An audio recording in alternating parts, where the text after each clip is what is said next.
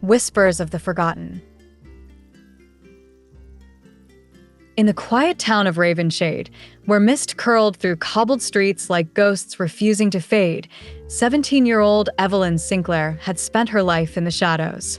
At school, she was a silent observer, her voice trapped beneath layers of self-doubt. She watched debates unfold, discussions rage, but never once had she found the courage to speak. It was safer that way, she convinced herself, until the day everything changed. It started with a dream, vivid, haunting. She stood in the center of a vast, moonlit forest, the air thick with an unsettling hush. A whisper, barely audible, called her name. Evelyn listened. Her pulse pounded as she turned, but the dream always ended before she could see who or what spoke.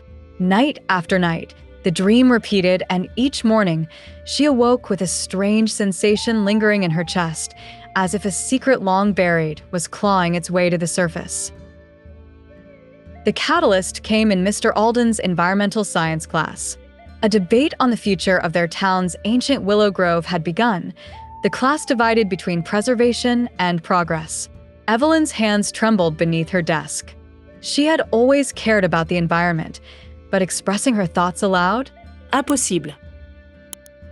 Then the whisper came, not from the dream, but from within. Speak. Before she knew it, she was standing. The room stilled. Words spilled from her lips, passionate, eloquent. She spoke of the grove's history, its role in the ecosystem, the whispers of the wind through its branches, almost as if it were alive. When she finished, silence hung heavy. Then applause. The transformation was subtle at first. She began engaging in conversations, her voice gaining strength. But with newfound confidence came an eerie twist. Her dreams deepened. The whispers grew clearer, forming words, phrases. Find the book. The truth lies within. One evening, curiosity outweighed fear. She ventured to the town's library, an old structure standing defiantly against time. There, in the dim glow of candlelight, she found it a leather-bound volume, dust settling in its crevices. The Forgotten Chronicles of Ravenshade. As she turned the pages, the air thickened. The book spoke of a girl centuries ago, Evelyn Sinclair, who had dared to challenge the town's rulers. She had spoken of visions, of the trees whispering secrets. Branded a witch, she had vanished without a trace. The final page bore a single, chilling line. Her voice echoes still, waiting to be heard. A cold shiver crept up Evelyn's spine. The dreams, the whispers, were they Eloan's? Had she awakened a spirit long silenced? Determined, she delved deeper. The more she learned, the more the town's past unraveled. The grove was not just a forest, it was sacred ground, a place of untold power. And someone wanted it destroyed. Evelyn confided in Daniel, a classmate with an insatiable curiosity for mysteries. Together, they unearthed more secrets, the grove's connection to ancient rituals, the town council's hidden agendas.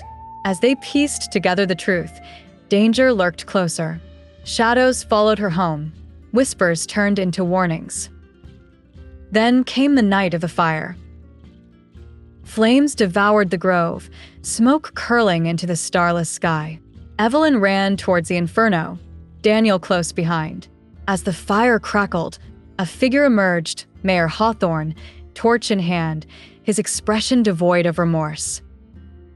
"You should have stayed silent," he sneered. But Evelyn had found her voice, and she would not be silenced again. She spoke with a force beyond her own, a resonance that carried through the night. The wind howled, the flames flickered, and then, inexplicably, they died. The grove stood untouched. The mayor fell to his knees, horror reflected in his eyes. The whispers swirled around Evelyn, no longer warnings, but gratitude. News of the mayor's corruption spread, his influence crumbling. The town rallied to protect the grove, now recognizing its significance. And Evelyn? She had not only saved a forest, she had uncovered a legacy, embraced her lineage, and freed a voice lost to time. As she stood beneath the ancient willows, the wind whispered one last time, "Thank you." Evelyn smiled. She was no longer afraid. And neither was her voice.